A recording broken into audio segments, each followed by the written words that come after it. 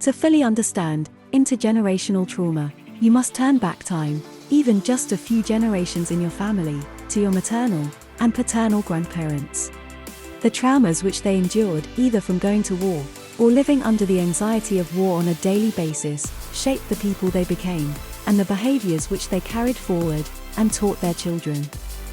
War wasn't the only trauma they endured. They may have been subjected to alcohol or drug addictions, physical or psychological abuse, sexual abuse, extramarital affairs, and parental alienation. Even the best-intentioned mothers pass their traumas to their sons and daughters. Fathers pass their traumas to their children, to a smaller extent, largely because men culturally don't speak about their problems. But this behavior is an intergenerational trauma unto itself, arguably the worst kind.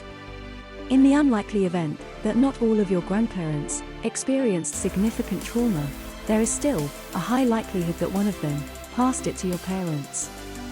Award-winning author Mark Wallen says, "Just as we inherit eye color and blood type, we also inherit the residue of traumatic events that have taken place in our family." While our physical traits are easily discernible, this emotional legacy is often hidden from us.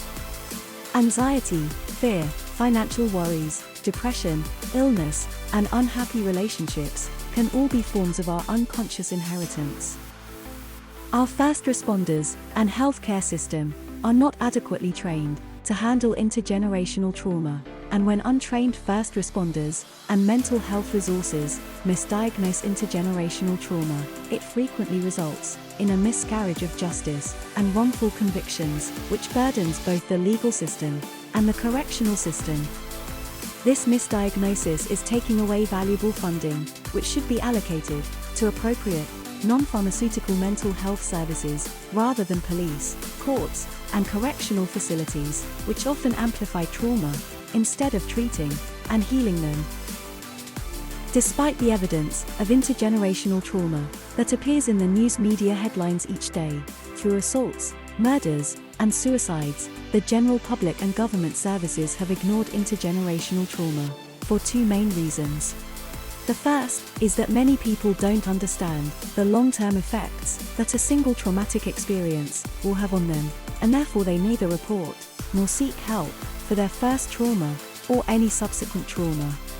You may have heard that someone is high-strung or someone is really sensitive, but this is often a subconscious, epigenetic reaction to trauma from their parents or grandparents. The second reason that people don't seek help is the stigma associated with talking about trauma with mental health professionals, especially among men.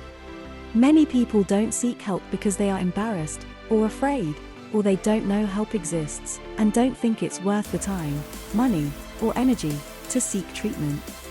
The most vulnerable people in our society, some who carry forward intergenerational trauma themselves, often can't afford the time, money, or energy to seek treatment.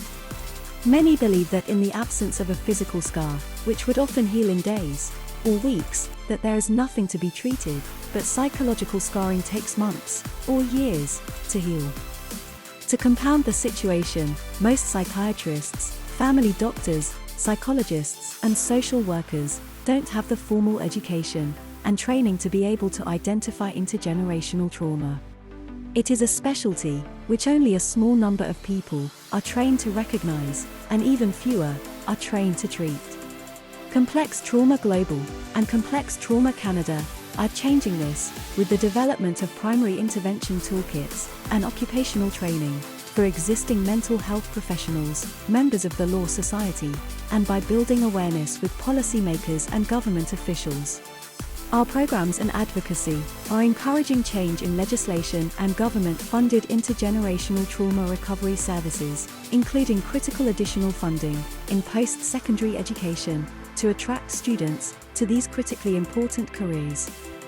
To protect the future, we must look to the past and understand how traumatic experiences, which happened long before you were born, affected you, and how the trauma you experienced will affect your children and grandchildren.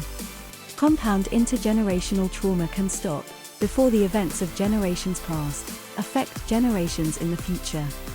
Join us and find out if you can contribute your time, energy, expertise, or finances, to what is the single most deadly, unaddressed, mental health crisis of the 21st century.